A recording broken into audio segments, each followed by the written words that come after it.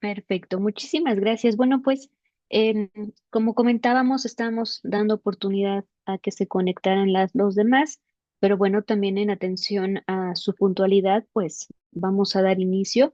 Estamos prácticamente iniciando la segunda sesión de esta materia, la cual, bueno, pues tiene muchísimos elementos que nos permiten identificar cuáles son esas bases para entender cómo se configura el conocimiento científico, cómo podemos validar que el conocimiento es científico y bueno, cómo también esta materia, decíamos la ocasión pasada, se convierte en ese terreno en común, pues para que comencemos a identificar, a producir, a establecer algunos elementos justos de la producción del conocimiento.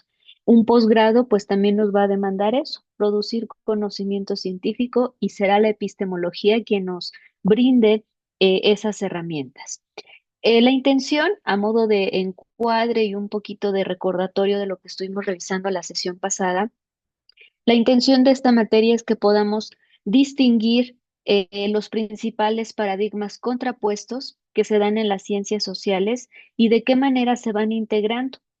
Todo esto a partir del análisis de los principales supuestos filosóficos que se encuentran implícitos o explícitos en aquellas bases teóricas y metodológicas que nos van a permitir precisamente producir conocimiento científico, ¿vale? Esta es la intención de nuestra materia y bueno, hay distintos temas que ya comenzamos a abordar y que continuaremos abordando. El primero de ellos fue epistemología, ciencia y conocimiento. La sesión pasada nos pusimos de acuerdo para identificar qué entendíamos por conocimiento, los tipos de conocimiento, qué entendemos por ciencia y cuál es el papel de la epistemología en la ciencia y el conocimiento. Les traigo un pequeño resumen de eso para que vayamos hilando con los temas que vienen a continuación. Y uno de los temas que vienen a continuación, que vamos a revisar en profundidad el día de hoy, son los supuestos filosóficos de las ciencias sociales. Vamos a identificar cómo a lo largo de la historia han habido distintas contraposiciones, distintas posturas que permiten explicar y o comprender pues lo que ocurre en nuestra vida. Acuérdense de ese par de cavernicolitas que hoy también los traemos por acá y que bueno, pues constantemente el ser humano se está preguntando cosas, ¿no? ¿Por qué ocurren? ¿Cuál es la explicación? Y bueno, en este afán de ir respondiendo a aquellas inquietudes, bueno, pues el conocimiento ha ido evolucionando y también desde la filosofía se han planteado algunas corrientes que nos permiten identificar cómo es que podemos darle explicación a muchos fenómenos. Posteriormente, las dos clases restantes que nos quedan, estaremos abordando estos dos temas que tiene que ver ya con un ejercicio más teórico, metodológico, aplicado, y que estos dos temas pues nos van a dar o nos van a permitir comenzar a esbozar un posible proyecto de investigación. Decíamos, bueno, nos quedan 2 semanas más. Hoy estamos en la segunda sesión, 21 de febrero, y bueno, pues nos quedan 2 sabaditos extra. Para quienes no tuvieron oportunidad la sesión pasada de integrarse a Google Classroom, vuelvo a colocar acá la liga, el código y mi correo electrónico por si hubiera alguna situación. Recuerden que hoy es la fecha límite para la entrega del decálogo, que ya por ahí vi que hay bastantes entregas, me da gusto. Faltan algunas, pero desconozco si todavía hay algunas compañeras o compañeros que hace falta que se integren al Google Classroom. Este es el momento. ¿Sí, Alicia? Hola, perdón, doctora, buenas tardes. Mire, eh, en el caso particular, soy Irene, en el caso particular mío, no sé si pudo ver que están las dos tareas. Me hizo favor de subirla Alicia porque tengo problemas con mi máquina y por más que he intentado entrar para subir la tarea, no he podido. Ah, ok. Tu actividad tiene tu nombre, quiero asumirlo. Sí, Ah, ok. Mientras tenga tus datos, no hay mayor problema. Y bueno, también por ahí hubo otra persona que me envió su actividad por correo electrónico porque parece ser que tuvo una situación similar. Así que no se preocupen, si ese es el caso, nada más asegúrense que, bueno, estén ahí todos los datos para que entonces yo cuando esté vaciando la información, o bueno, el compilado de sus calificaciones, pues no haya mayor inconveniente, ¿vale? Acabo de volver a poner la invitación, insisto, por si por ahí hubiera alguien o quisieran intentarlo tal vez desde algún otro correo electrónico. He notado que con correos electrónicos institucionales de pronto no es necesariamente posible. Entonces, si tuvieran algún correo que sea como directito de Gmail, o sea, que tenga arroba Gmail y no el arroba tal institución, mucho mejor, porque de esa manera es más, eh, suele ser más sencillo poderse integrar. Insisto, si no, no se angustien, por eso ahí está el correo, para que cualquier cosa también por ahí tengamos esa otra comunicación, ¿vale? Gracias, sí. No, al contrario, gracias. Perfectísimo. Bueno. Pues un poco para hacer el resumen de la sesión pasada y por ahí abordar un temita que había quedado pendiente, que en realidad era un tema muy, como un tema muy histórico, pero igual y nos da posibilidad para también entender cómo se vincula con este tema. Marta por acá me dice, ¿podría verificar si mi actividad se anexó a Classroom? A ver, Marta, antes de pasar para allá, me asomo a Classroom.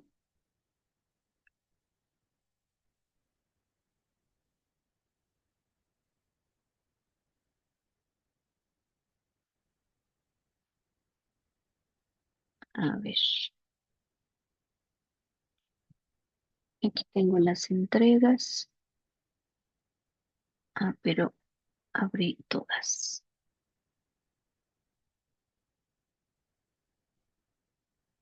Marta Viviana Arriaga, acá está tu tarea esperando calificación, ¿vale? Perfectísimo. Ok. Bueno, de todas formas, a más tardar el día lunes, bueno, hoy es la fecha de corte, a más tardar el día lunes yo les estaré ahí entregando la retroalimentación y si por ahí no pasó algo, eso no se preocupen, con gusto lo revisamos en caso de que se haya enviado o cosas por el estilo. Bien, entonces, volviendo al inicio de cómo justo comenzamos esta materia, pues veíamos a estos dos seres humanos del pasado, pero que gracias a la interacción, la curiosidad, la inquietud, y decíamos la sesión pasada, gracias a ese apetito por el conocimiento, apetito por saber, pues fue que nos comenzamos a preguntar un montón de cosas. Y no solo fue eso, además le buscamos una respuesta a ese montón de preguntas. Nuestras primeras respuestas, pues fueron respuestas mágicas, esotéricas, inverosímiles, ¿no? Pero con el paso del tiempo, cuando el pensamiento del ser humano comienza a hacerse más complejo, pues viene algo que se llama razón, viene algo que se llama lógica, viene después algo que se llama ciencia y hoy en día todavía tenemos como esa disputa, ¿no? Entre el pensamiento de sentido común y el pensamiento científico, pero ambos son válidos porque ambos nos permiten saciar ese apetito del conocimiento. Vimos con Ernest Cassirer desde la antropología que somos seres humanos porque tenemos distintas cualidades antropológicas según este autor, porque somos capaces de crear mito y religión, porque somos capaces de crear distintos tipos de lenguaje, de expresarnos a partir del arte, de crear arte, evidentemente, de documentar nuestra historia y además de construir ciencia, como este proceso que me permite validar conocimientos, sistematizar, tal, y que se distingue del conocimiento de sentido común por varias razones.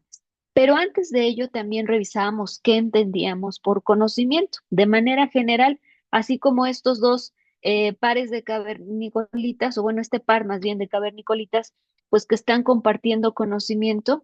Bueno, ¿qué es el conocimiento? Pues un proceso. Eso es algo importantísimo porque hablar de proceso significa hablar de etapas, significa hablar de fases, y hablar de proceso significa no hablar de un acto aislado. Entonces, el conocimiento en su generalidad, ya sea de sentido común o ya sea científico, será un proceso que se manifiesta en el acto de conocer, pero también que se refleja como un producto o como un resultado de dicho proceso, porque le vamos a poner nombre, representación, nos va a significar y lo vamos a acomodar acá en nuestra mente, y entonces el conocimiento nos dará esas múltiples respuestas que estamos buscando. Fides Arias nos invitó a revisar dos tipos de conocimiento. El conocimiento de sentido común, que es ese conocimiento cotidiano que nos ayuda a vivir en la vida. Son esas creencias, son esas rituales, esas culturas que nos toca aprender pues, en el lugar donde nacemos, en los lugares donde nos desarrollamos, y que bueno, este conocimiento no se cuestiona, porque este conocimiento no necesita necesariamente ser verificado. Ah, pero es posible que el conocimiento de sentido común, el conocimiento práctico o también llamado el conocimiento vulgar, sea la base para poder agarrar ese conocimiento y someterlo a los ojos de la ciencia. ¿Qué es el conocimiento científico? Justamente va a ser también un proceso, un tipo de saber que es producto de un proceso en el cual empleamos métodos científicos, y que este proceso le permite que pudiera o no ser verificable, que se aspira a que sea objetivo, que es metódico, que es sistemático, y en algunos casos podría ser predictivo, porque también la sesión pasada veíamos esta diferencia entre las ciencias sociales y las ciencias naturales.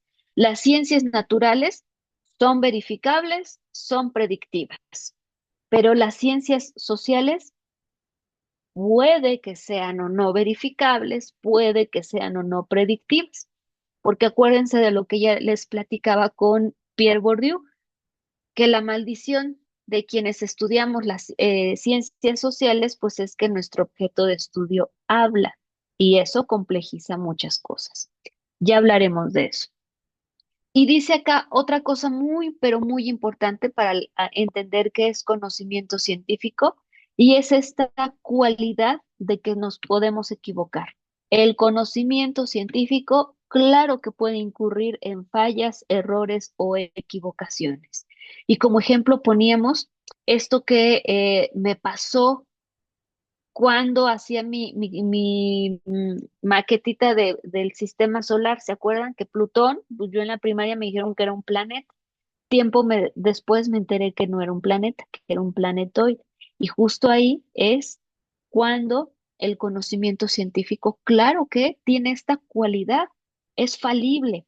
Y justamente Sabino nos dice que cuando reconoce que el conocimiento científico se equivoca, pues también nos permite entenderlo como un saber objeto de una revisión constante. Eso es algo importantísimo. ¿Qué es ciencia entonces? Pues la ciencia es este conjunto de conocimientos que pueden o no ser verificables, que sí son sistemáticamente organizados, que también son metodológicamente obtenidos y que pertenecen a una rama del saber. Y cuando nos referimos a una rama del saber, pues nos referimos a una determinada comunidad epistémica. ¿Se acuerdan? Cassirer nos dice que la ciencia nos permite eh, tener una visión ordenadora de esas realidades. que la ciencia nos permite colocar lo particular en un orden. Por eso acá atrás nos dicen que es sistemática, porque le damos un orden, que es metódica, porque tiene fases, ¿ok? No es un conocimiento espontáneo la ciencia y el conocimiento científico, sino que la ciencia nos permite articular todo esto que conocemos. Y justamente Villoro es quien nos dice que es este conjunto de saberes, la ciencia, que se comparten por una comunidad epistémica y al interior de esta comunidad epistémica hay teorías, hay enunciados, hay un lenguaje en común y todo ello para, pues, abordar objetos de estudio propios de esas áreas del conocimiento. Mario Bunge también nos dio una definición de ciencia y bueno, nos dijo, coincide con Villoro respecto a esta comunidad científica, plantea o reconoce el papel que tiene dentro de la sociedad, recupera que bueno, dentro de esta comunidad científica hay determinadas ideas o hechos que son objeto de estudio, que tiene una perspectiva general o un trasfondo filosófico. Y ojo con esta parte del trasfondo filosófico, que es lo que vamos a abordar el día de hoy, que también tiene un trasfondo formal, teorías lógicas o incluso también matemáticas disponibles. Hay un trasfondo específico porque a partir de esos objetos particulares de estudio hay teorías, métodos, datos que se obtienen. Evidentemente aborda problemáticas de comunicación, problemáticas de investigación, esos cachitos de la realidad que elegimos, y obviamente pues vamos a tener todo un conjunto de conocimientos acumulados. Eh, Obviamente vamos a hablar que se persiguen determinados objetivos de los miembros de la comunidad y que serán distintas metodologías las que nos vayan acompañando. ¿Qué es la ciencia para Bachelard? Pues es el desarrollo de distintas rupturas y superaciones de errores. Cada vez nos acercamos más o cada error nos permite acercarnos más a esas posibles realidades. Y justo eso es lo que nos planteaba Sabino en las diapositivas previas, cuando decía, bueno, cuando reconocemos que el conocimiento científico se equivoca, esta cualidad permite que sea objeto de una revisión constante. Y Bachelard dice que el desarrollo de la ciencia es la historia de las diferentes rupturas y superaciones de errores que vamos dándole a lo largo del tiempo. Por lo tanto, la ciencia actual es una síntesis de esas superaciones y estas sucesivas rupturas y rectificaciones van conformando pues esas formaciones progresivas de esas verdades no absolutas y de esas superaciones, errores del pasado. Ojo porque también vamos a abordar el problema de la verdad. Por eso hago estos énfasis, recupero estos antecedentes que revisamos la sesión pasada para conectarlo con los nuevos temas que estaremos viendo hoy. Nuestro querido Bourdieu, o mi querido Bourdieu, dice que la ciencia no puede reducirse a un discurso, sino que tiene que ser así tiene una construcción social con una especificidad propia y que además tenemos siempre que considerar que el campo científico, donde se produce y se valida el conocimiento científico está influenciado por distintos intereses y siempre tenemos que estar atentos y atentas. Y con todo esto, quedamos la sesión pasada que la respuesta a estas preguntas que aparecen en pantalla es la epistemología. ¿Quién estudia las ciencias? La epistemología. ¿Cómo se construye el conocimiento científico? Me lo va a decir la epistemología. ¿Cuándo sé que el conocimiento es científico? La epistemología me va a dar todas esas herramientas y un poco lo que decía Bachelard, todas esas, no opciones, todos estos obstáculos, Bachelard habla de eso, de los obstáculos epistemológicos que podrían impedirme, taparme los ojos, que me podrían impedir construir conocimiento científico. Por eso la epistemología me va a ayudar a identificar cuándo el conocimiento es científico. Y también la epistemología me va a decir qué herramientas, teorías, enfoques, instrumentos, métodos voy a utilizar para hacer ciencia. Aquí está nuestra respuesta y es el corazón de esta materia. Vimos con Gilberto Jiménez que, bueno, las definiciones, bueno, la definición de epistemología que adoptamos tiene todo un contexto histórico, porque ha sido un término que ha tenido usos múltiples y evolutivos, pero que solo a comienzos del siglo XIX se reconoce a la epistemología como un campo disciplinario específico, y que más allá de una definición etimológica, vale la pena pensar en una definición a partir de una disputa que revisamos la sesión pasada y que hoy vamos a hablar de un montón de disputas. Pero esta fue la primera, una disputa entre autores francófonos y autores anglófonos. Los autores francófonos dicen que la epistemología es un estudio sobre la ciencia y entonces esta definición comulga mucho con esto que estamos planteando.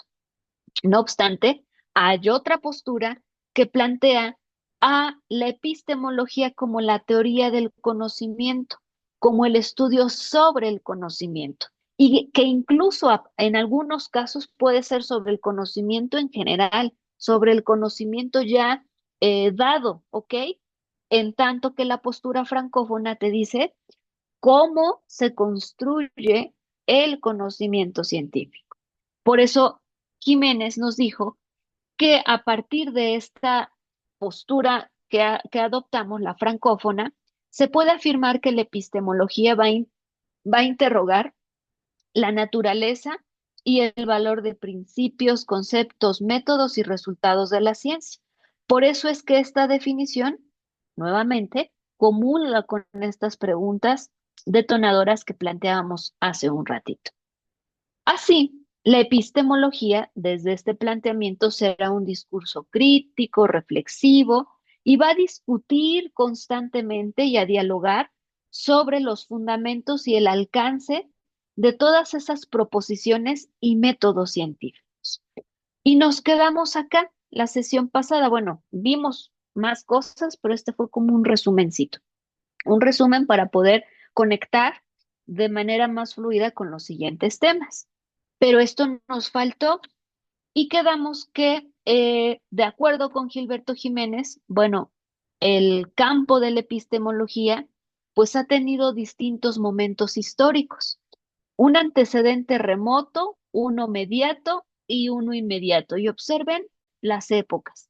El antecedente remoto, considerado a finales del siglo XIX y principios del siglo XX, donde existió una disputa sobre la cuestión de que si cualquier ciencia sería capaz de explicar la dinámica de la acción humana.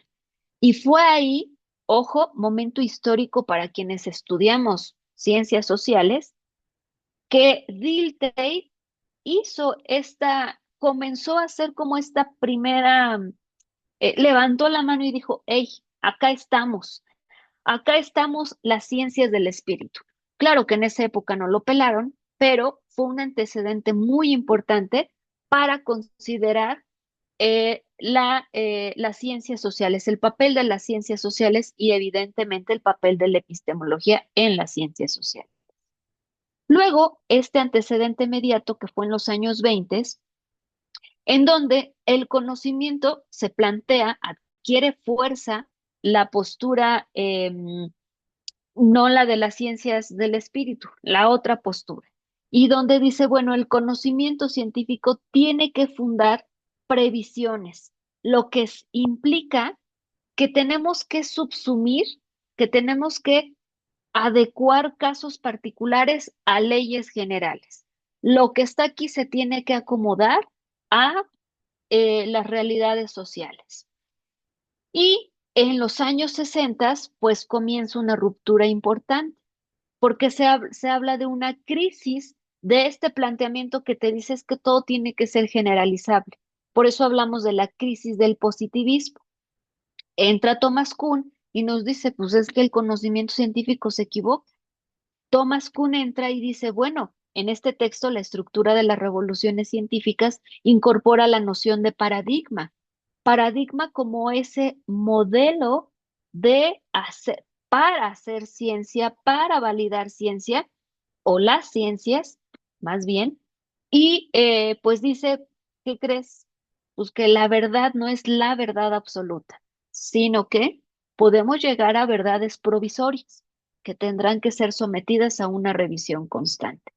Y por ahí Paul Feyerabend habla de contra el método, ¿no? Porque también existe un planteamiento muy monista de un solo método, que es lo que estábamos empezando a discutir la sesión pasada, y que bueno, eso nos ha pegado fuerte a quienes estudiamos ciencias sociales. Un poquito, analizando con un poquito de mayor profundidad, bueno, justamente aquí está nuestro antecedente remoto, en donde comienza esta confrontación de ciencias sociales con economía política, donde Dilta y levanta y dice, levanta la mano y dice, acá hay ciencias del espíritu. También Carmen Menger habla justamente sobre el método de las ciencias sociales y de la economía política en particular. Comienzan los indicios de esta distinción. Pero les decía, los años 20 adquiere mayor fuerza toda esta idea del positivismo lógico. Ahorita vamos a ver qué es el positivismo, pero grosso modo, el positivismo es ese que nos dice que todo tiene que ir ordenado, lineal, que tiene que ser comprobable, que tiene que ser, que tenemos que llegar a la ley, ¿ok? Y entonces por aquí adquiere fuerza esa visión científica del mundo. Dice acá, propusieron utilizar un lenguaje en común que tenía que ser elaborado por la filosofía, pero desde el lenguaje de la física, para entonces determinar qué era científico, porque hasta esos entonces lo científico era derivado de la física, no más. Y ya este antecedente mediato comienza a establecer algunos postulados básicos, aunque seguimos ahí peleando todavía porque nos dice, bueno, el objetivo primario de la epistemología es la reconstrucción racional del conocimiento científico. Y ahorita que veamos esto, en los temas que vienen a continuación, vamos a hacer énfasis en lo racional. ¿Qué es el racionalismo? Hay que postular la unidad, un solo método científico. El conocimiento científico tiene que fundarse en previsiones y bajo leyes generales. Y será científico sí y solo sí tiene una comprobación, por eso hablamos de la validez empírica. Y que además el saber científico tiene que traducirse en algo práctico, en la resolución de algo. También aquí hay una visión muy interesante que nos han incorporado o que nos han adjudicado a quienes hacemos ciencia social, que tu estudio tiene que servir para algo, pero servir en un sentido práctico. Me acuerdo, no sé si se los platiqué, es que casi siempre platico esto, que un docente me toca dar clases en una materia de estas de metodología 1, 2, 3. Yo llego como a la 2 o la 3 y mis estudiantes estaban, mujeres todas, estaban muy preocupadas porque el profe anterior les había dicho, si su hipótesis se refuta, reprueban la materia, ¿no? Y entonces, justo esta visión utilitarista de la ciencia también ha sido algo que nos ha pegado muy fuerte. O yo me acuerdo que cuando estaba haciendo, no sé si la tesis de maestría o la de doctorado, me decían, bueno, ¿y para qué estudias eso, no? ¿Para qué? Como si tuviera una finalidad de resolver el mundo. Bueno, no voy a resolver el mundo, pero voy a aportar conocimiento científico. Entonces, esto es muy común en el campo de la ciencia social. Siempre les digo a mis estudiantes cuando estamos haciendo las tesis, no carguen en sus hombros esa responsabilidad de que tienen que resolver. el problema de investigación no es un problema per se negativo, puede serlo. En el campo educativo, por ejemplo, podemos analizar la reprobación como algo negativo, porque no está padre que reprobemos, pero también puedo abordar el problema de la aprobación. ¿Por qué tantos de mis estudiantes o por qué en esa escuela aprueban tanto? Y el problema entonces no es algo negativo, sino que es un fenómeno, algo que llama la atención y que implica ser estudiado. Entonces, cuando traemos o cargamos así como el pípila, ¿no? Aquí la piedra de la responsabilidad de resolver algo con mi tesis, digo, si lo resuelvo está padre, ¿no? Pero si no se resuelve, igual está padre porque igual estoy aportando conocimiento científico. Y fíjense cómo esto viene desde entonces. Nos dicen que para qué sirve tu estudio. Bueno, y dentro de este antecedente inmediato, justo es lo que les decía. Entra Thomas Kuhn, empezamos con la crisis del positivismo porque por ahí alguien dijo, espérate, no necesariamente la verdad es la neta, ¿no? O sea, no es la verdad absoluta. Puedo acercarme a algunas verdades y pueden quedarse ahí, pero con el paso del tiempo, pues tendrán que ser revisadas estas verdades. Eh, Vamos al campo de la medicina. ¿Qué pasó con esto que ocurrió con la pandemia del COVID? El primer mes te decían, no, es que sí usa cubrebocas. El segundo mes, no, no es necesario usar cubrebocas. El tercer mes, y entonces te estaban diciendo muchas cosas, porque claro, no estaban llegando esas verdades a partir de los estudios científicos. Es más, no sabemos si ya llegaron a la verdad. Lo cierto es que ya tenemos todo un campo importante de estudio en esa área, ¿ok? Bueno. Y entonces, pues aquí comenzamos también con estas disputas entre el ámbito anglófono y el ámbito francófono, desde el cual nos habla Gilberto Jiménez.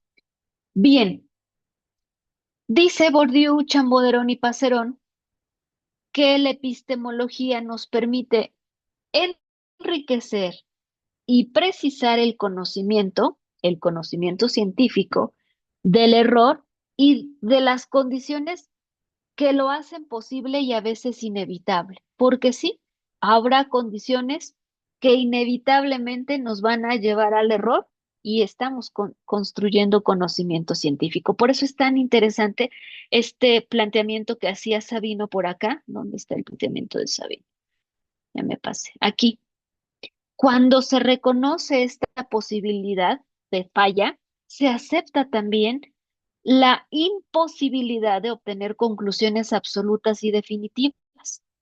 Por ello, el conocimiento científico es un saber provisional y objeto de revisión permanente. Será la epistemología la que me ayude, la que me impulse a hacer esta revisión continua y constante. Por eso es que Bourdieu, Chamboderón y Passerón, pues justo plantean a la epistemología como ese medio que me permite enriquecer el conocimiento científico, ayudarme a precisar lo del error y de las condiciones que lo pueden hacer posible, pero también a veces esto es inevitable. Y con este esquemita, Gilberto Jiménez nos da una idea muy práctica y aterrizada de cuál es el papel de la epistemología en la producción científica. Y dice que los métodos de investigación son procedimientos que se desprenden de una postura epistemológica y de una teoría social, y que cuando hacemos investigación basados en estas perspectivas y bajo todo un constructo o conjunto de principios y normas, hacemos una serie de operaciones que nos permiten seleccionar y coordinar determinadas técnicas para obtener determinada información y con esa información responder a determinadas preguntas de investigación o alcanzar determinados objetivos. Acuérdense que el famosísimo planteamiento del problema implica establecer preguntas, pregunta general, preguntas específicas, implica establecer objetivos que se convierten en esas guías. Entonces, vamos a regresar al planteamiento del problema cuando hagamos todo este ejercicio sistemático, metódico, que se desprenda de una postura, de una teoría tal, para que cuando obtengamos información, respondamos esas preguntas, determinemos el cumplimiento de los objetivos y si es el caso, ahora sí como decía el profe que les conté, afirmamos o refutamos la hipótesis.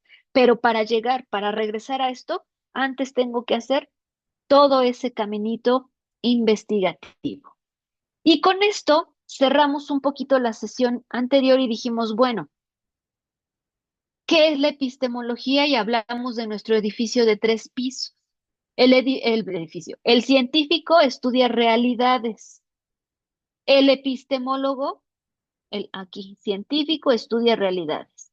El epistemólogo estudia las herramientas del científico, sus métodos, sus lógicas, mientras que el científico las usa. La epistemología, 3 piso, estudia la ciencia para prescribir criterios de cientificidad, pero especula para entender al conocimiento científico en sí mismo. Por eso es que hablábamos de los 3 niveles de conocimiento planteados por Polanyi. El primer nivel de conocimiento es ese saber cotidiano, el saber, el conocimiento vulgar que decía Fidias Arias, el del sentido común, habilidades prácticas, supuestos, creencias infundadas, tal. Pero el conocimiento científico es un conocimiento de segundo nivel y ahí estamos ustedes y yo porque vamos a posicionarnos ahí como científicas, científicos, para analizar esas realidades cotidianas. ¿Y dónde está la epistemología? En el 3 piso, en el 3 nivel de conocimiento, porque se encarga de brindarnos esos lentes, esas herramientas para que hagamos ciencia. Nos va a dar a las personas científicas esas herramientas, pero al mismo tiempo la epistemología va a estudiar estas condiciones del conocer científico. Está medio de trabalenguas, pero espero los esquemitas nos ayuden mucho. Y entonces, en este sentido, vamos a hablar de la realidad social, sentido común, la ciencia o las ciencias en plural, como este conjunto de saberes que se comparten con una comunidad epistémica, y la epistemología como el estudio de la producción de conocimientos científicos desde distintas posturas. Y por ahí puse en negritas algunas palabras que nos van a dar pauta para ver lo que sigue a continuación. Palabra clave explicar y palabra clave comprender. Palabra clave ciencias de la naturaleza, ciencias del espíritu. Y por ahí hay una palabra clave que no destaqué, pero la voy a mencionar porque también vamos a hablar del problema de la cientificidad. ¿Qué es científico y qué no es científico? Dependerá también el ente que nos pongamos para validar ese conocimiento científico. Y aquí están otra vez estos 3 elementos que veíamos en la diapo de atrás. Analizo mi realidad cotidiana desde una postura científica y me pongo los lentes que me compré en el 3 nivel de conocimiento. Y entonces hasta aquí comenzamos con 2 disputas importantes. Explicar, comprender, que lo vamos a retomar en mucha mayor medida la semana entrante. Ciencias de la naturaleza, ciencias del espíritu, que también lo vamos a retomar. Y ya Gilberto Jiménez nos dijo que hay 2 bandos, el anglófono y el francófono. Pero la vida en sí misma, si nos salimos un poquito de esto, pues siempre nos ha planteado un pensamiento muy dicotómico, muy dual. Y entonces, pues hablamos de la vida y la muerte, lo bueno y malo, hombre, mujer, blanco, negro, noche, día. Ay, no puse por qué, no sé por qué puse esto. Yo creo que también por el día. Ah, no, bosque, desierto, norte, sur. Siempre nuestro pensamiento de pronto también es como muy dual, muy dicotómico y también muy opositor. Entonces, Gilberto Jiménez nos dijo, hay dos bandos para hablar de epistemología. El bando anglófono que se centra en lo singular, en aquellos fundamentos exclusivos filosóficos de las ciencias sociales, que hay una norma que plantea qué es científico y qué no es científico siempre y cuando esté apegado a la ciencia natural.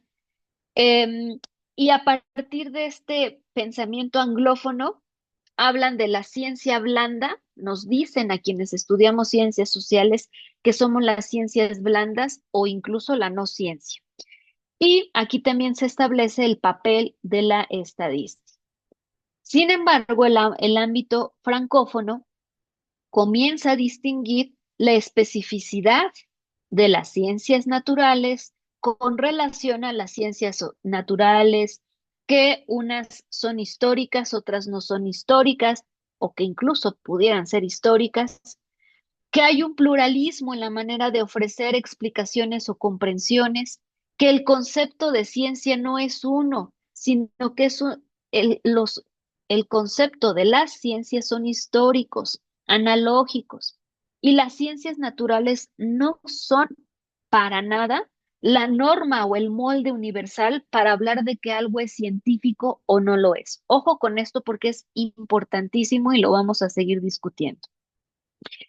Esta postura francófona también nos dice que la epistemología no es normativa, sino que va a ser analítica, va a ser descriptiva y nos va a ayudar muchísimo porque va a operar desde el interior de la práctica real y efectiva de las ciencias sociales. Por eso nos da los lentes y estos lentes los bajamos a el segundo y hasta el primer nivel de conocimiento porque me llevo mis lentes, marca epistemología, para analizar esas realidades en el campo de la administración, en el campo de la educación. El conjunto de ciencias sociales se inscribe en el campo de las ciencias históricas porque nuestro objeto de estudio habla y porque nuestro objeto de estudio pertenece a contextos históricos, culturales, sociales, que son producto también de coyunturas históricas, sociales, políticas, económicas, etc., etc., etc. Y bueno, Gilberto Jiménez nos dijo, bueno, no vamos a hablar de la ciencia en singular, sino que vamos a hablar de las ciencias.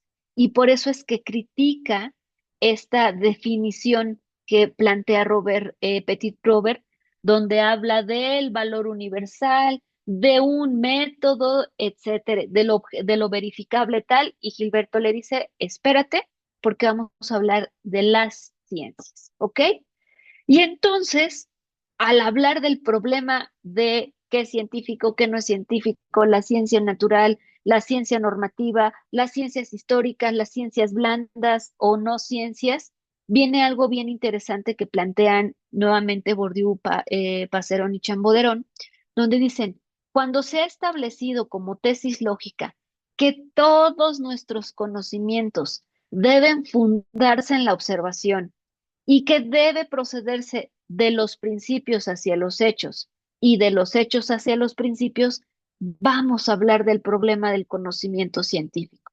Y aquí otra vez la imagen de este estereotipo del científico. ¿Se acuerdan que decíamos el varón que trae su bata, que trae su instrumentito ese con el que experimenta, ¿no? Y en el campo de la ciencia social podríamos llevar a cabo experimentos sociales, pero no son de esta índole. No son esta índole donde necesariamente manipulo con cosas que son inertes o si son dinámicas no hablan, no sienten y nuestro objeto de estudio habla. Y entonces en esta disputa entre que sí, que no, blanco, negro, cielo, tierra, azul, rosa, niño, niña, tal, pues vamos a entrarle a todas estas disputas que hemos anunciado y que ya veíamos la sesión pasada con esta charla que nos ofrecía Rius en su textito Filosofía para principiantes, y después de la conversación de los cavernicolitas y que nos dijo que el pensamiento del ser humano fue evolucionando, planteó esto. Dice, tenemos dos grandes corrientes filosóficas en el mundo, la oriental y la occidental. Pero dentro de la occidental tenemos dos grandes escuelas, el idealismo y el materialismo. El idealismo, un poco romántico, platónico, así de ahí viene el amor platónico, es algo ideal, idílico. Y por otro lado, el materialismo, la materia, lo concreto, y ahí también vienen planteamientos interesantes. Y entonces esto nos da cabida para anunciar aquellos supuestos filosóficos de las ciencias sociales. Por un lado tenemos al idealismo, lo idílico, lo platónico, y que en el campo de la filosofía, el idealismo enfatiza el papel de la mente en nuestra construcción de la percepción del mundo.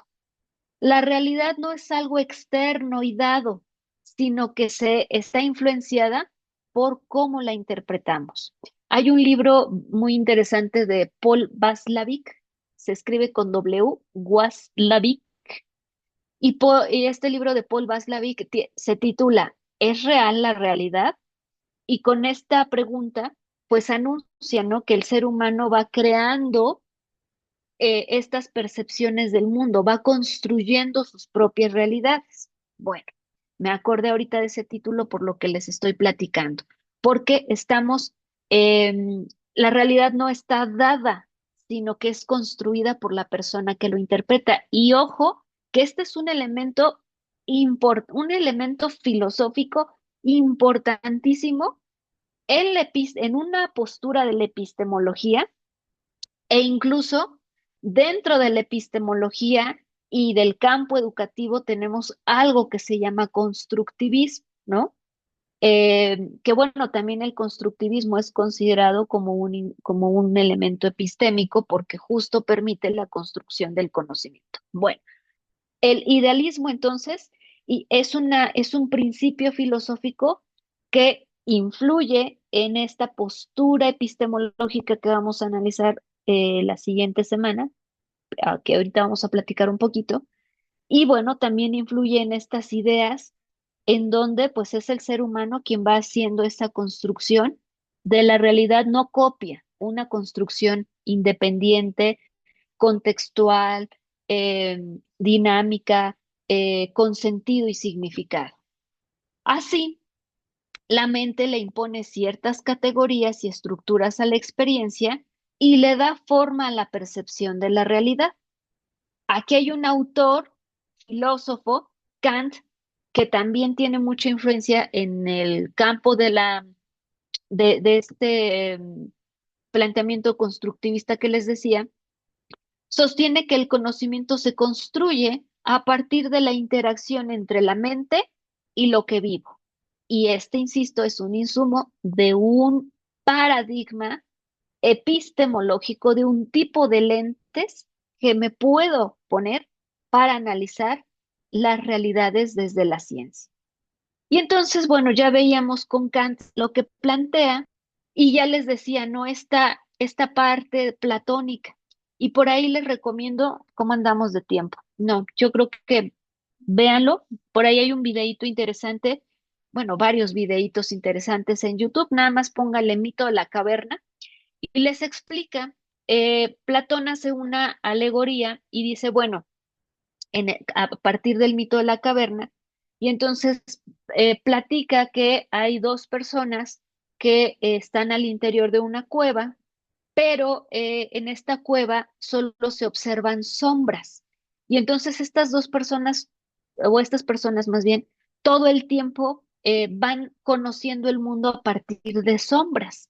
Y entonces uno de ellos sale y se da cuenta que el mundo era distinto a las sombras y entonces no se cree lo que hay allá afuera. prefiere vivir con esas construcciones propias que había hecho en su mente, ¿no? Está interesante esa alegoría. También Berkeley habla de la existencia de los objetos, que la existencia de los objetos dependerá de nuestra percepción. Por eso este planteamiento del idealismo te dice que la realidad no está dada, sino que es uno, ser humano, quien la construye. Y Kant te va a decir que la vas a construir a partir de tus categorías de la mente.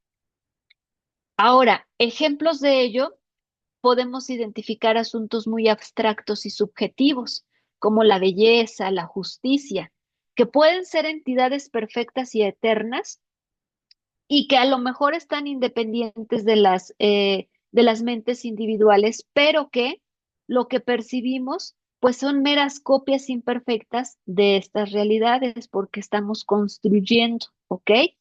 No percibimos el tiempo y el espacio como propiedades de los objetos, sino como formas en las que nuestra intuición eh, o formas en las que vamos organizando nuestra experiencia. Ah, ya es tarde. Ay, este lugar está muy chiquito, ¿no? O sea, tiene que ver con esta percepción y este significado que le atribuyo.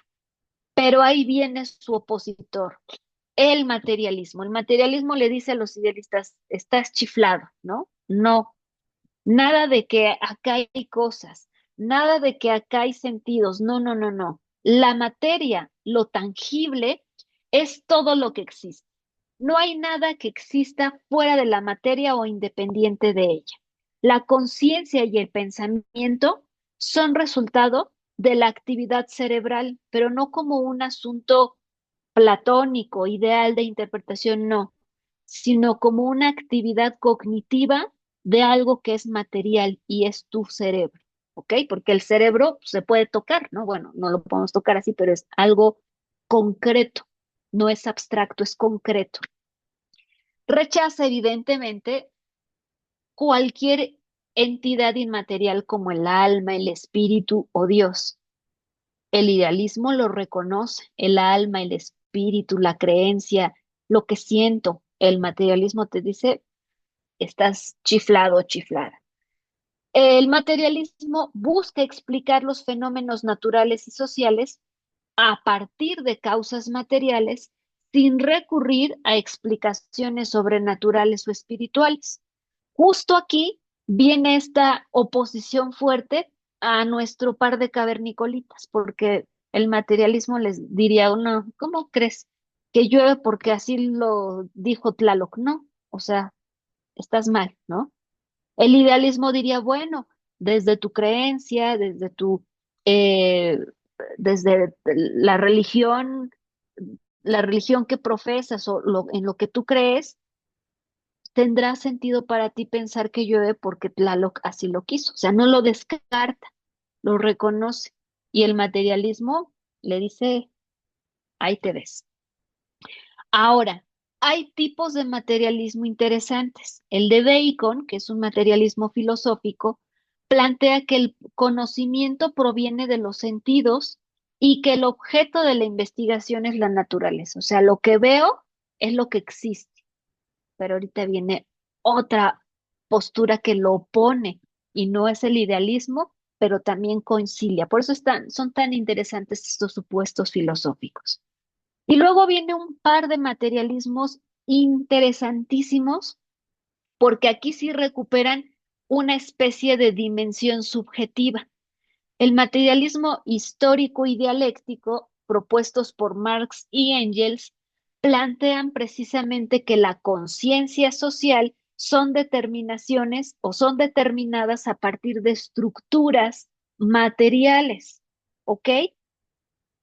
Se llama dialéctico a partir de este planteamiento de Hegel, donde dice que la dialéctica es como una especie de método de pensamiento, en donde yo planteo una tesis, no estas que imprimimos, no, una tesis, una afirmación, planteamos una antítesis que sería una oposición, y a partir de el análisis y la contraposición y afirmación de la tesis y la antítesis, surge una síntesis.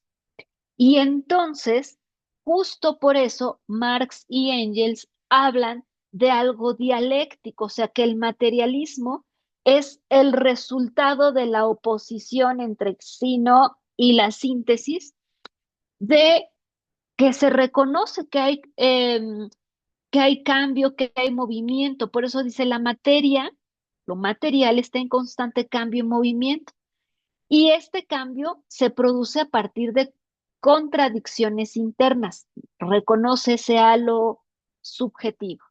Y cuando plantea lo histórico, señala que este tipo de materialismo aplica los principios del materialismo dialéctico al estudio de la historia y de la sociedad, y que entonces, sosteniendo o partiendo de la idea que las condiciones materiales de la vida son las que determinan la conciencia social. Y estos planteamientos, ojo, son el insumo, ojo con estos planteamientos dialécticos históricos de conciencia, son el insumo perfecto para otros lentes que vamos a encontrar en el tercer nivel de conocimiento. Ya por acá con el idealismo vimos unos lentes que resaltan el sentido, el significado, pero por acá ya identificamos otros lentes que hacen este ejercicio dialéctico y entonces hablan de la historia, de la estructura material, pero también de la vida y de la conciencia. O sea, hacen este juego. Ojo, porque esto es importantísimo. Y entonces tenemos aquí la primer síntesis de esta primera oposición. El idealismo entonces considera que las ideas, la conciencia o el espíritu están por encima de la materia. Y el materialismo dice, no, están mal. La materia es más importante que el espíritu. El idealismo cree que el espíritu es lo que nos hace decidir, lo que nos da moral, remordimiento y plantea como todas estas dimensiones subjetivas. Cree que la verdad se puede alcanzar a partir de la razón. Y el materialismo cree que las ideas provienen de las cosas materiales que lo rodean, porque primero está la materia y luego las ideas. Y en el idealismo es al revés. El materialismo cree que el ser humano no es pensamiento, sino que es acción. Y por ahí está Marx y Engels detrás de esta última frase, ¿ok? Vamos a otra oposición, el racionalismo. Para el racionalismo, la razón es la facultad fundamental para adquirir conocimiento. La deducción lógica es el principal método para obtener conocimiento, porque a partir de principios generales se pueden deducir verdades particulares. Ojo que aquí hay un tipo de pensamiento deductivo y el pensamiento deductivo es el insumo de otros lentes que nos vamos a poder poner. Las matemáticas, su rigor y su precisión son consideradas el modelo ideal de conocimiento para los racionalistas. Los otros lentes que me puedo comprar, acá te van a decir, haz análisis matemático para obtener conjeturas, aplica el conocimiento deductivo, parte de lo general y vete a lo particular. Spinoza es uno de los principales autores, desarrolla un sistema filosófico racionalista que busca explicar la realidad a partir de principios lógicos y matemáticos. Desde el racionalismo se sostiene entonces que la razón es la principal fuente de conocimiento, que es incluso superior a la experiencia sensorial.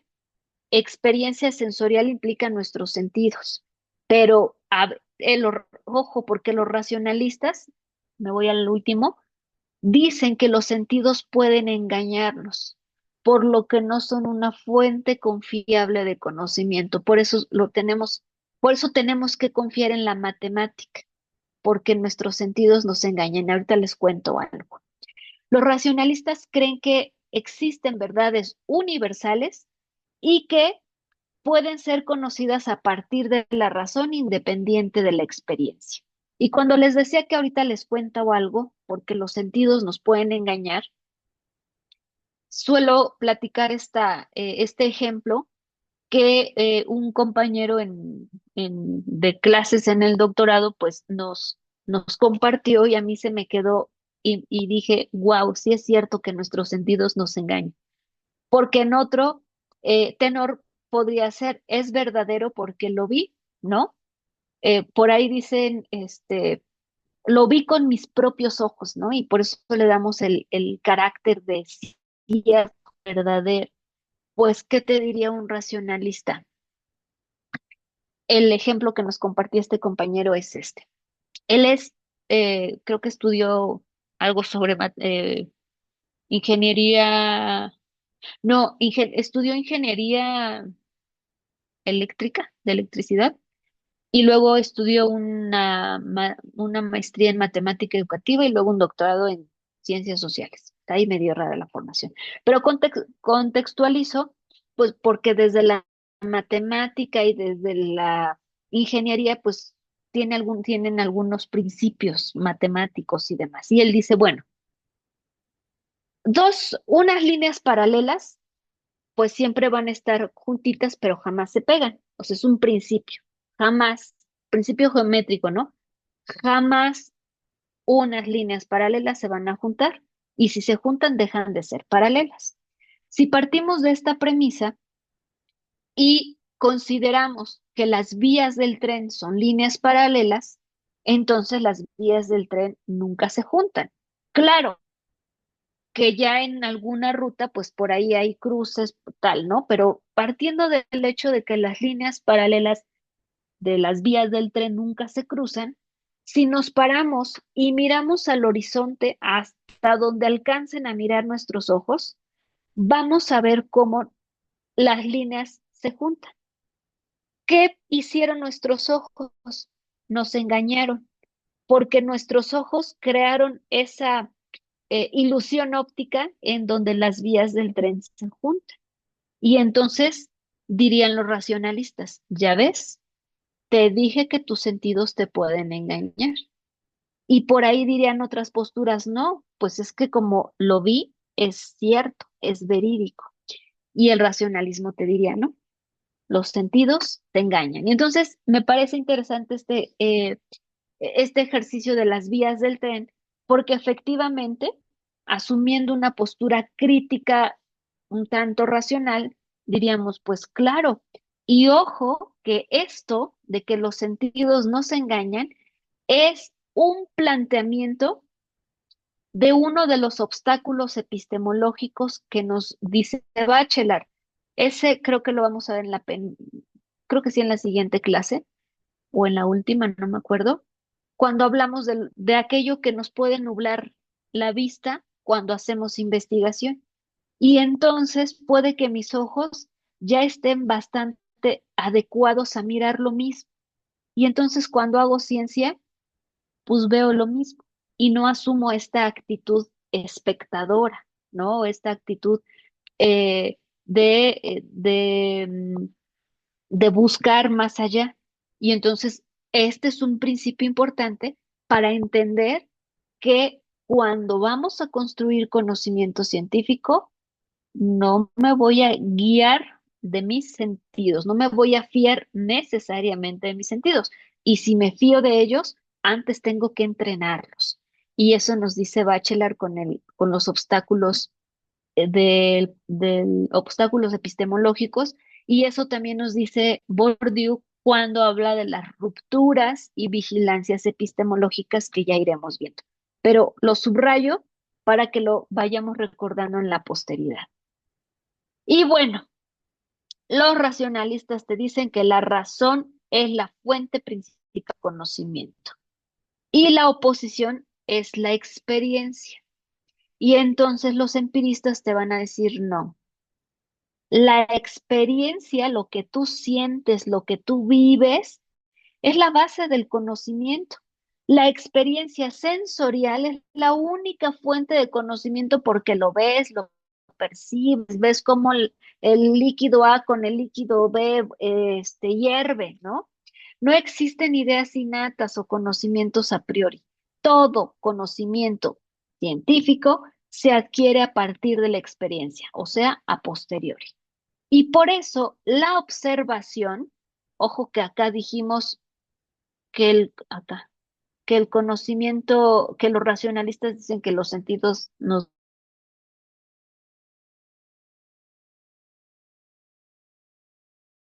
engañan, la alimentación es conocimiento.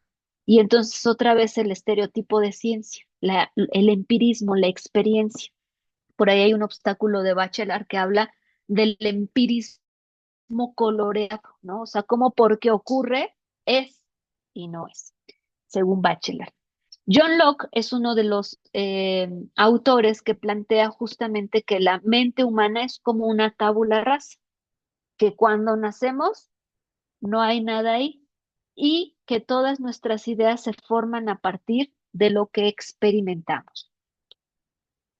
Debatible, por supuesto que es debatible. Entonces tenemos nuestra contraposición entre experiencia, entre razón y experiencia. El racionalismo se contrapone al empirismo, ya que sostiene que la experiencia, perdón, el empirismo sostiene que la experiencia sensorial es la principal fuente de conocimiento, pero el racionalismo va a creer que las ideas son innatas, están acá, y el empirismo te diría, no, lo que hay aquí alimenta lo de acá. Los racionalistas creen en ideas innatas y en la deducción lógica. Los empiristas enfatizan la observación y la experimentación y los racionalistas se oponen incluso a la propia, a los propios sentidos, a la propia observación. Y antes de continuar con nuestras oposiciones, viene una de las más fuertes, esas que encabezan nuestros grandes lentes, aunque ya ahorita les di algunas pistas y tips que de algunas ideas que se incorporan en estos grandes lentes. Pero antes de pasar a esas dos grandes, o a esa gran más bien contraposición, vamos a hacer un paréntesis histórico para entender la siguiente contraposición. El paréntesis histórico tiene que ver con un contexto específico. Este contexto nos permite pensar en cómo nuestros cavernicolitas han evolucionado a lo largo de los años. Y entonces nos habla de las épocas de la humanidad. Cuando vivieron nuestros cavernicolitas, ay, vi un... Ah, sí, claro que sí, es que llegó un mensajito acá de nuestro coordinador. Ok, con gusto. Les decía, bueno, nuestros cavernicolitas fueron evolucionando a lo largo de los años, ya nos dijo Rius, que bueno, cuando comenzamos a desarrollar nuestro pensamiento más complejo, muchas cosas ocurrieron. Y entonces, la época de piedra duró 1 millón de años, en tanto que la agrícola, tan solo 7.000 años. Y luego vino la época industrial, tan solo 300 años. Y bueno, ya como contexto actual, la época de la información, tan solo 4 décadas. Esta clasificación la hace un autor español que se llama Ángel Pérez Gómez y cuando publica este texto lo publica en el 2012. Entonces, cuando se publica ese texto, pues no existe, todavía no, se hablaba de pandemia en la ciencia ficción, ¿no? Pero leyéndolo en 2026, diríamos, ok, la época de piedra 1 millón de años, la época agrícola 7.000, la época industrial 300, 4 décadas de la época de la información y nos atreveríamos a pensar nada más como dato para reflexionar, pues en la época post pandemia, que ya son 6 años y que bueno, muchas cosas nos han permitido revisar, analizar, ajustar, cambiar, etcétera, etcétera. Entonces, bueno, estas últimas épocas solamente como un pequeño breviario cultural. quisimos hacer este paréntesis histórico por una época importantísima que así como tal vez la pandemia marcó un quiebre importante, un quiebre no negativo, sino un cambio de época, en esos momentos marcó un quiebre en las formas de producción, en las formas de intercambio, en las formas de ver la vida, en las formas de ver la ciencia, en las formas de ver la educación, en formas de ver el mundo. Y estamos hablando de la época industrial que revolucionó a todo el mundo. Y entonces la mano de obra eh, artesana se fue sustituyendo por mano de obra de producción en serie. Y entonces en esta época industrial, en esta revolución industrial, es donde surge algo llamado positivismo. Y entonces, desde el positivismo, pues había una producción en serie, había una lógica. En el campo educativo, por ejemplo, pues se planteaban esta idea de estudiar para formar mano de obra calificada. Digo, si esto lo traemos a la actualidad, pues la época industrial sigue permeando en nuestra vida cotidiana. Por eso la pusimos en negritas y por eso hicimos este paréntesis histórico para entender el momento de quiebre o el momento de cambio que hubo en nuestro mundo. Y para el caso de nuestra materia, pues en el campo científico. Y justo en esa época vamos a hablar del positivismo y de nuestra siguiente oposición, el positivismo versus, ay, puse dos veces fenomenología, era hermenéutica. El positivismo versus otra corriente histórica, filosófica, epistémica que se opone completamente al positivismo. Y vamos a hablar, déjenme corregirlo, de la fenomenología, es que tiene un montón de nombres.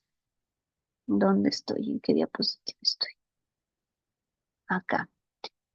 De la fenomenología, la hermenéutica. En algunos otros textos, esta oposición la vamos a encontrar como naturalismo, no de las ciencias naturales, ¿eh?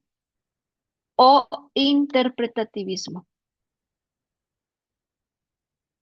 Pero ahorita nada más vamos a analizar estas dos, nada más para que lo tengan ahí presente. Pero es positivismo versus esta otra corriente, esta otra corriente mm, que no es monista, sino que es plural.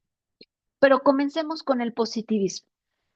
El positivismo es esta corriente filosófica que surge en el siglo XIX, principalmente por el llamado padre del positivismo, Augusto Comte.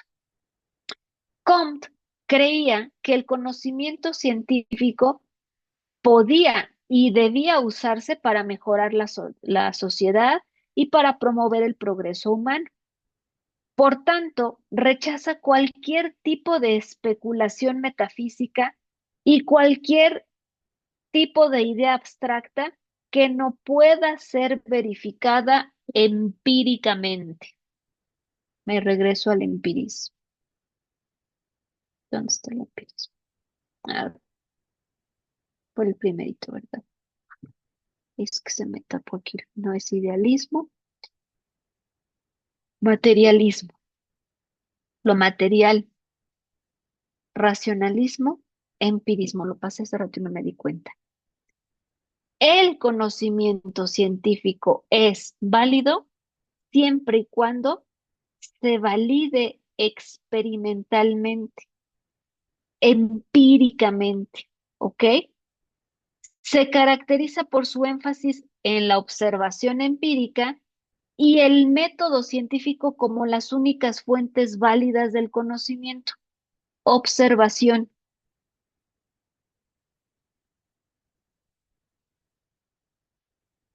La observación y la experimentación son los métodos principales para obtener conocimiento. Por eso les digo que van jalando de varios insumos. Am, bueno, ya lo hemos leído en la observación y verificación como el modelo ideal para la adquisición de conocimiento.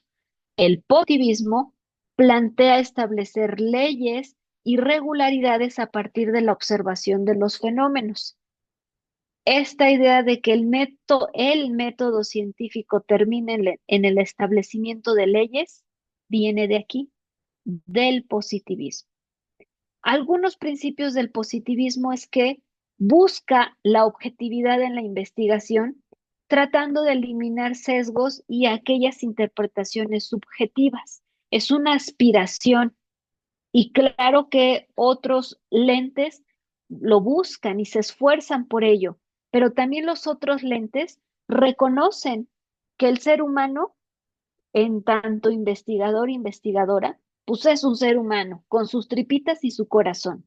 Pero al reconocer que tenemos tripitas y corazón, podemos asumir una actitud científica lo más cercano al objetivo. Pero el positivismo ni siquiera piensa en eso. Dice, no, ¿cómo crees? Tú científico, pues no tienes que tener ni tripas y corazón, porque es objetivo sí o sí. Por eso es que le dábamos sus coscorrones a Fidias Arias cuando daba su definición. ¿Dónde está Fidias Arias? Fue de los primeros. Espero no marearles, pero es que me parece importante. Aquí está. Verificable. Bueno, por acá la va de otra. Aquí está. Empleando el método científico es verificable, objetivo, así lo pone tajantemente. Claro, porque Fidias Arias en su interior como autor tiene una postura muy positivista. Y digo, no hay pecado en ello. Sin embargo, cuando hablamos de ciencia social, podríamos ampliar un poquito nuestro panorama y decir, bueno, es que claro que aspiramos la objetividad, eso es algo que queremos, pero también es importante reconocernos como seres humanos que tenemos tripas, corazón, historia, contexto, prejuicios, tal, y en la medida en la que yo reconozca eso, puedo tomar distancia y entonces acercarme a esa pretendida objetividad, ¿vale? Ahí creo que sí me regreso mucho. Ahí está. Ya no me voy a regresar para no marearles. Verificabilidad. Las afirmaciones y teorías deben ser verificables a partir de la observación y experimentación. Y finalmente, el positivismo sostiene que todas las ciencias comparten un método en común y que tenemos que buscar leyes universales, no hay más. La fenomenología, como esta oposición, es justo totalmente la oposición, porque ella se centra en el estudio de los fenómenos tal como se presentan a la conciencia. Se centra en estos fenómenos como se presentan en nuestra conciencia en lugar de buscar esas realidades objetivas. Busca comprender la realidad a partir de la experiencia vivida. ¿Se acuerdan que el idealismo, ya no me voy a regresar, pero se acuerdan que el idealismo sí reconocía la idea, la percepción, el sentido, el significado? Y les dije, este es un insumo para entender unos lentes. Bueno, pues si hago investigación y me pongo lentes fenomenológicos, parte del idealismo va a estar contenido en el material de mis lentes. Estudia cómo la conciencia se relaciona con los objetos y cómo es que le da significado, ¿ok? Se dedica a la descripción detallada de los fenómenos, buscando captar su esencia y su estructura. Y la conciencia siempre está dirigida hacia algo porque es intencional. La fenomenología, entonces, reconoce la subjetividad, reconoce esta perspectiva subjetiva en la comprensión de la realidad, reconoce que los seres humanos, nuestros objetos de estudio, que ya dije una contradicción, porque para la fenomenología no tenemos objetos de estudio, tenemos sujetos, personas de estudio, los reconoce como tales. como seres dinámicos, cambiantes, contextuales, históricos. Y evidentemente va a analizar la experiencia vivida, el significado de la experiencia vivida, y toma como punto de partida la conciencia y como foco principal para llevar a cabo estudios de este tipo. La semana entrante vamos a profundizar un poquito más en estos planteamientos, pero quería anunciarles esta contraposición importante. Y la hermenéutica, muy hermana de la fenomenología, se centra en la interpretación también y comprensión de textos, símbolos, significados. Comprensión, palabra clave. Ahorita que veíamos los tres niveles de conocimiento, les dije, ahí hay palabras clave. Explicación, comprensión. Ya vimos la explicación que parte del positivismo y ahorita estamos viendo la comprensión que parte de la fenomenología, la hermenéutica, el interpretativismo y todos estos nombres. La hermenéutica reconoce que la comprensión humana siempre implica, pues, cómo interpretamos las cosas. La comprensión, por tanto, implica un proceso dialéctico, ya veíamos tesis, antítesis, síntesis, en el que el intérprete se relaciona con el objeto, sujeto interpretado, y modifica su propia comprensión del proceso. Para comprender el todo, es necesario comprender las partes, y para comprender las partes es necesario comprender el todo. Por eso, Gadamer, un autor representante de la hermenéutica, habla del círculo hermenéutico, que justamente plantea esto que acabamos de señalar. La hermenéutica entonces también reconoce la subjetividad, parte principalmente del diálogo como una interpretación y reconoce que el ser humano es un ser histórico, que la comprensión humana está condicionada por la historia y la tradición y por tanto por el contexto. Y entonces así tenemos esta oposición importantísima que va a dar pauta y que va a dar pie a esos lentes que nos vamos a comprar en el tercer piso. Ahora viene otra oposición importante, hablando del problema del conocimiento científico y otra vez nos trajimos al estereotipo del científico. Y la oposición es cuando la ciencia es verdadera o la ciencia es falsa. Cuando mi conocimiento que estoy produciendo, mi conocimiento científico es verdadero o falso. Pues después de esto que acabamos de ver, de estas disputas, pues va a haber cosas interesantes.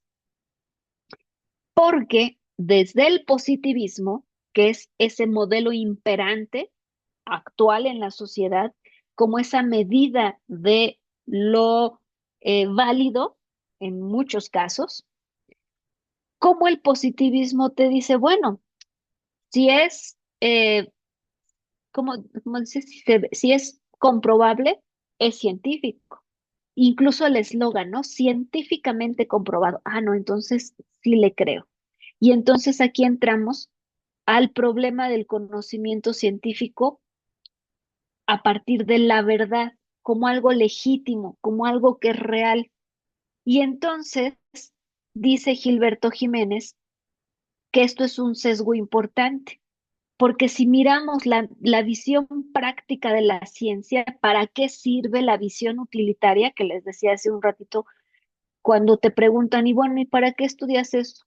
¿Qué vas a resolver? Pues no se trata de resolver per se, ¿no? Se trata de aportar conocimiento científico. Pero los positivistas van a plantear que la verdad es casi sinónimo de eficacia, casi sinónimo de que es, bueno, voy a decir, voy a cometer un error tautológico.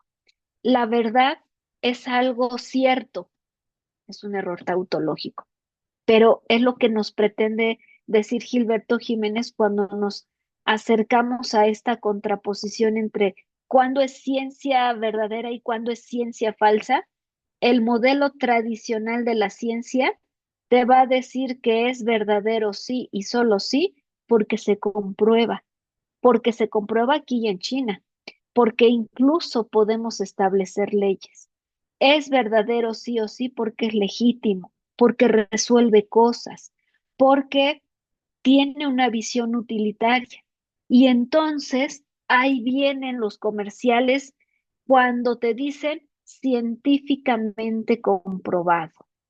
Y aquí también entramos en asuntos éticos de la ciencia, porque si me dicen científicamente comprobado, es una captura de pantalla que me encontré por ahí de un comercial, con más de 30 años de investigación y mejora continua, en Prodilet, ya estoy haciendo el comercial, utilizamos la dieta normoproteica en combinación con otros procesos que incluyen aparatología, y no sé qué, no sé qué, no sé qué, pierde 4 kilos de grasa en 7 días, científicamente comprobado. Y si lo escucho y digo científica, o sea, si escucho que dice científicamente comprobado, y en el videíto está la persona, bueno, no está el científico haciendo sus estudios, y digo, no, hombre, pues sí, llame ya y deme 10 productos de esos. Ojo, porque también esta idea utilitaria de la ciencia puede ser un riesgo importantísimo en la construcción del conocimiento científico. Porque si yo parto de la idea de que construyo ciencia para comprobar cosas, sobre todo quienes estamos de este lado social,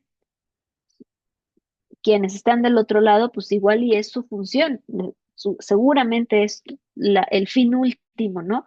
Por eso el profe, ya no les terminé de contar el chisme, este profe que le dijo a mis estudiantes, si su hipótesis es refutada, reprueban, y ya buscando y dije, bueno, ¿y quién les dijo eso? Ah, pues resulta que ese profe era de formación en agronomía, era ingeniero agrónomo, el otro lado de las ciencias, ¿no? Y entonces, seguramente para él y su comunidad científica, acuérdense, su comunidad epistémica, pues seguramente en su rubro, en su campo, si el experimento les fallaba, pues a lo mejor la cosecha o la siembra se echaba a perder, entonces era impensable equivocarse. En el campo de la ciencia social construimos conocimiento y no por eso es laxo. De hecho, es muchísimo más complejo hacer ciencia en ciencia social y perdón si me escucha alguno de las ciencias naturales, es mucho más complejo por lo que ya les dije. Nuestro objeto de estudio habla y eso hace muy complejo el camino, porque en las ciencias experimentales experimentamos líquido uno, líquido 2, A más B te da C, y me voy a encargar de buscar. Y digo que es más sencillo porque son entidades estáticas o pueden ser entidades estáticas. En el campo de la ciencia social, nuestros objetos de estudio pueden decirme el mismo objeto de estudio, la misma persona me puede decir algo por la mañana, a mediodía, por la tarde, o incluso me puede decir hoy, te cuento todo y mañana no me cuenta nada. Una compañera que estaba, creo que ella estaba en la maestría, estaba estudiando a niños y niñas en situación de calle. Y entonces se iba al campo a entrevistarles, pero pues para que le dieran la entrevista, pues les compraba un refresco, algo de comer, y ya con eso pues le platicaban cosas, ¿no? De pronto se da cuenta que le inventaban historias, pues porque las niñeces querían comer y beber algo, ¿no? Ahí está grandes complejidades. Eh, puede que la persona se abra o no abra. Me acuerdo que acompañaba bueno, no era tesis, eran estas materias de metodología, pero estábamos haciendo un proyecto a una estudiante de psicología que quería entrevistar a una mujer que había sufrido abuso sexual en su infancia. Estaba haciendo un estudio de caso. Mi primer recomendación fue, oye, es un estudio de caso. Si de pronto esa persona te dice, no, todo tu proyecto se cae, ¿no? Dicho y hecho.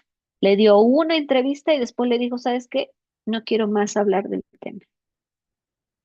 Y bueno, a lo mejor estoy hablando desde el desconocimiento y desde la defensa de las ciencias sociales y por eso es que digo que de este lado a veces es más complicado o es mucho más complicado. Igual y no conozco la otra trinchera, pero aquí me doy el permiso porque estamos en epistemología de las ciencias sociales, ¿vale? Entonces, regresando al punto inicial, es justo comenzar a pensar en lo que implica socialmente hablar de algo científicamente comprobado.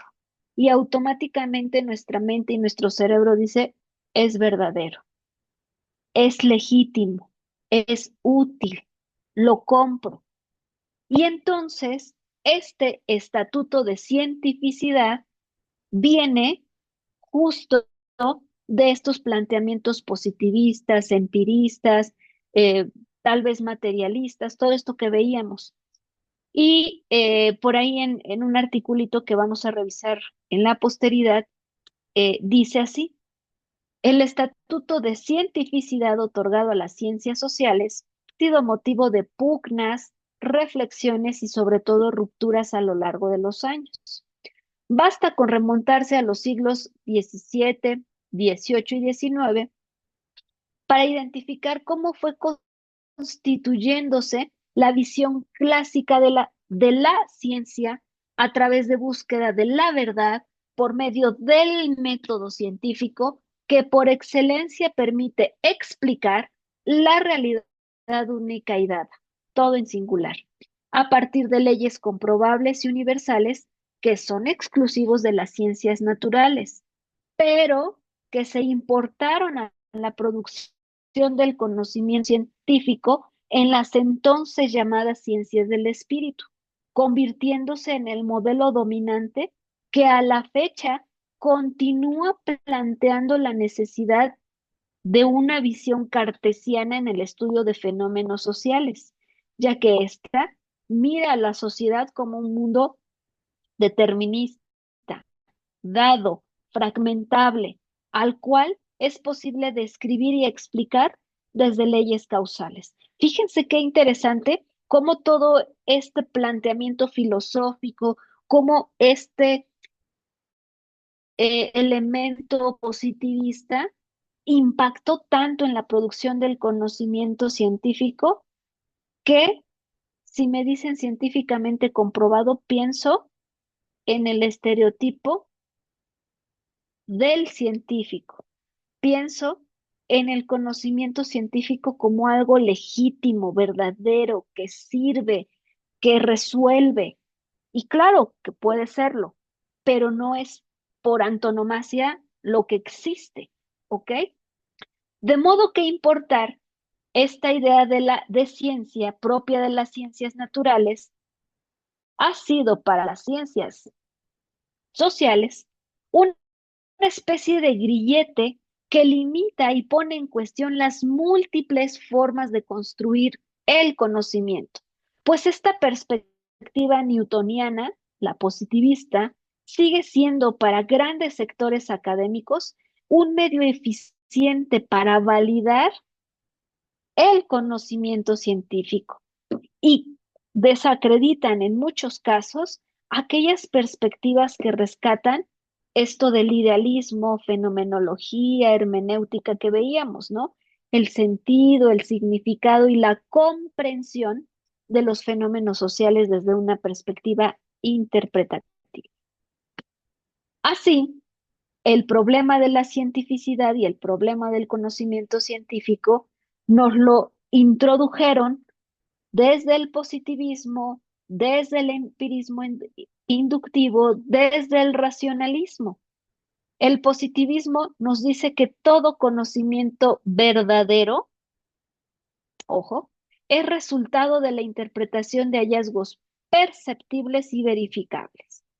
El empirismo inductivo nos dirá que el conocimiento riguroso es aquel que es sometido a reglas de validación fundadas en la experiencia constatable.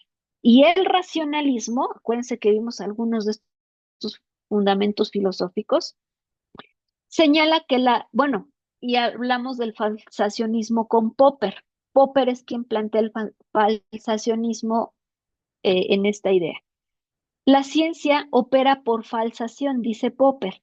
La base del control empírico de la ciencia es la posibilidad de falsar las hipótesis en un proceso abierto que conduciría tendencialmente a la verdad científica. Popper dice, basta con decir todos los cisnes son blancos para refutar la idea cuando aparezca un cisne negro. Entonces, si la afirmación soporta la falsación, es científica, pero si no la soporta, no es científica.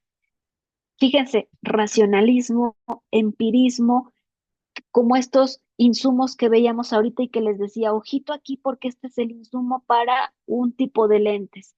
Y aquí tenemos todo el paquete que traen nuestros lentes positivistas y que se han convertido en el problema del conocimiento, el problema para signar lo verificable de la ciencia, que es científico o no. Y desde este planteamiento, otra vez una última contraposición que vamos a revisar. Ahí se tapó, que tiene chía ahí, se tapó. Otra contraposición. El modelo tradicional de la ciencia, nuestro estereotipo del científico, con un nuevo paradigma de la racionalidad científica. Desde el modelo tradicional de la ciencia, nos dice Gilberto Jiménez, la ciencia se va a declinar en lo singular y no en lo plural.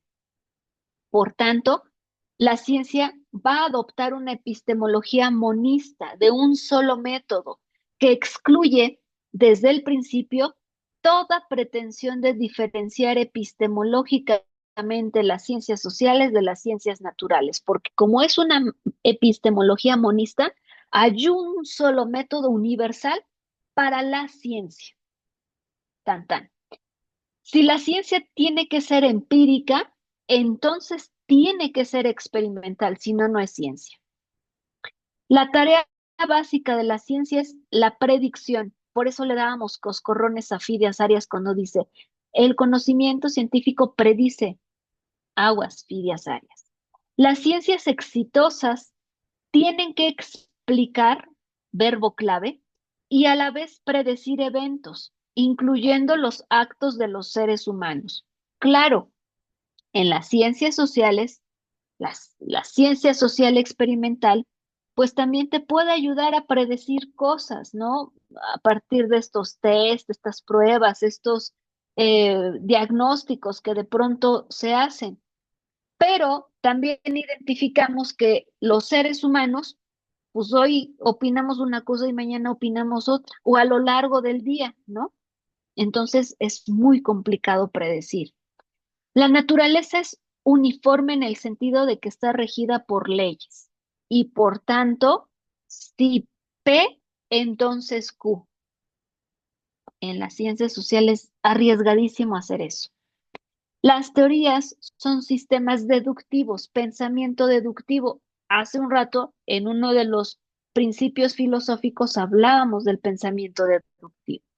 Y la observación científica es neutral, o sea, miro a partir de ojos casi casi donde me puse gotitas, sí, que se me olvidaba todo, ¿no? Ojos para perder la memoria.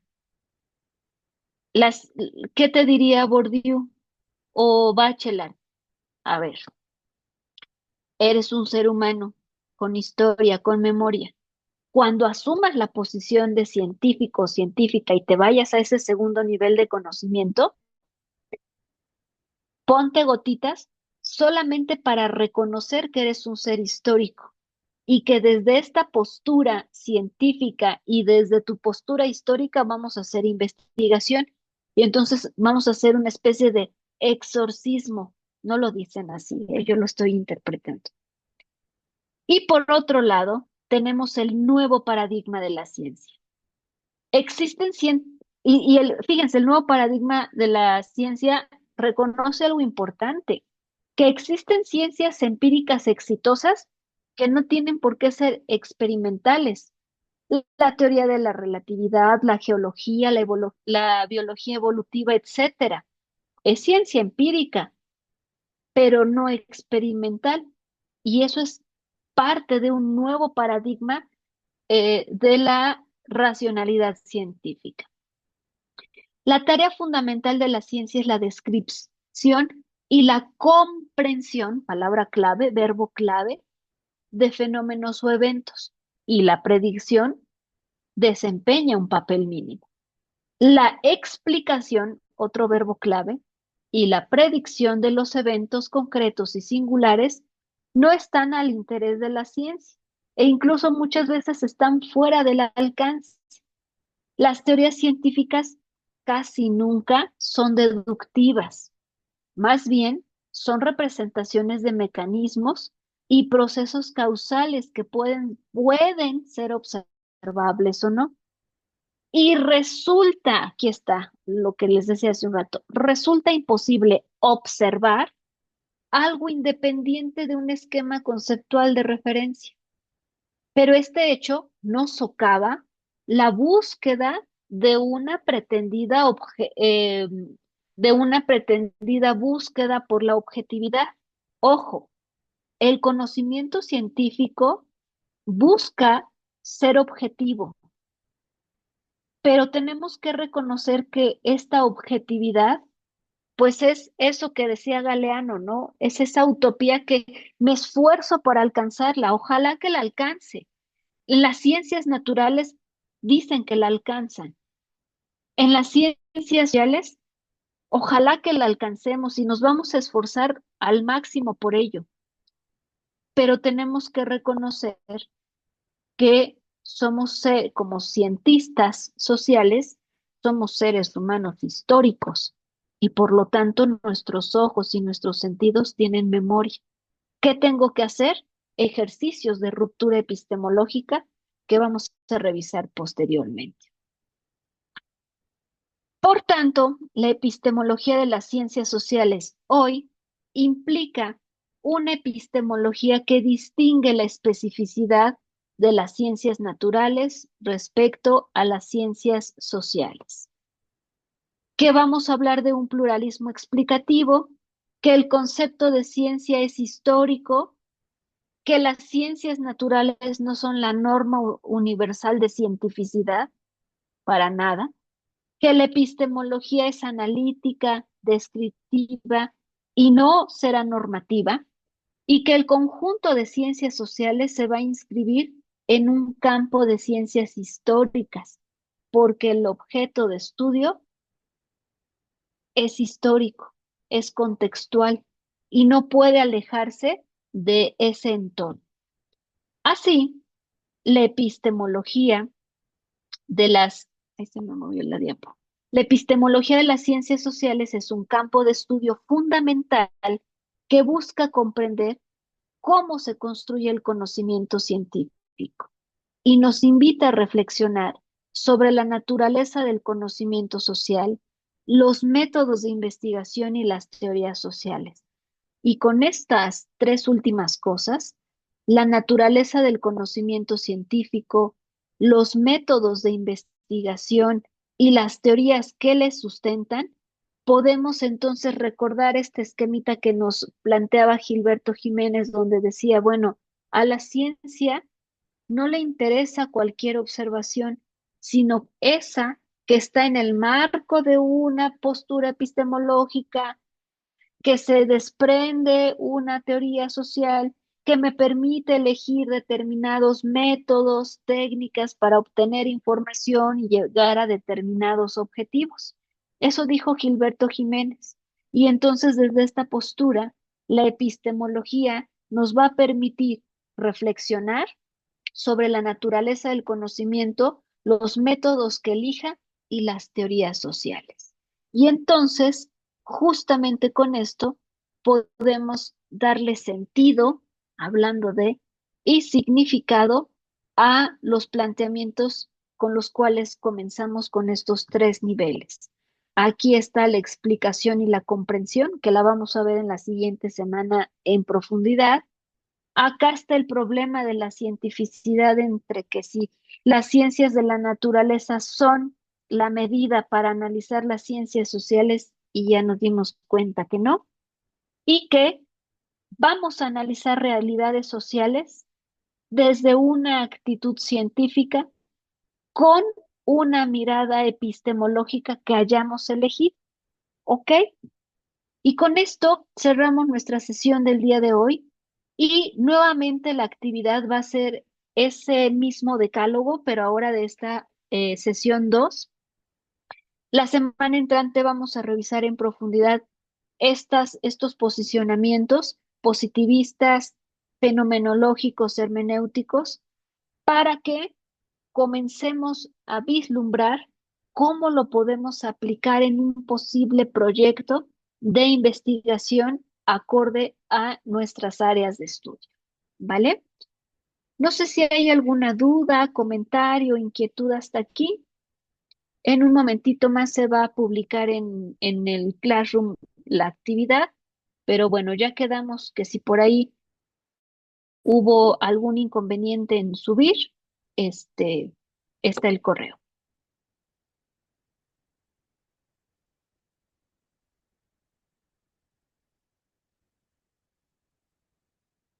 ¿Ningún comentario?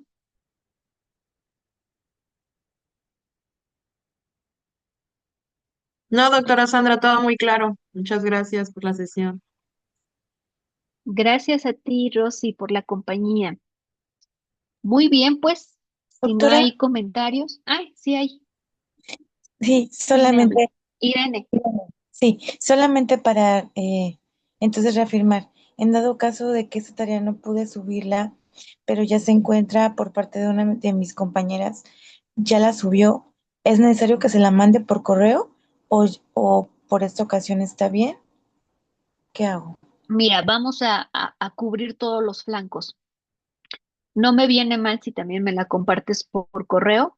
De repente tengo muchos estudiantes y puede que por ahí tenga un lapsus, entonces aseguremos también por esa otra vía, Irene, y no pasa nada. ¿Te parece? Está bien, gracias. Súper. Gracias a ti. Muy bien. Pues cualquier situación estoy ahí en correo electrónico y pues nada, nos vemos la próxima semana. Gracias, Clau, por el comentario y bueno, gracias a quienes se conectaron.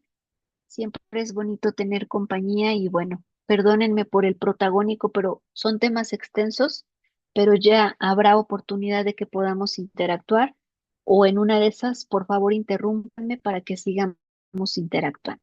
Que pasen un bonito resto de fin de semana y nos vemos el próximo sábado.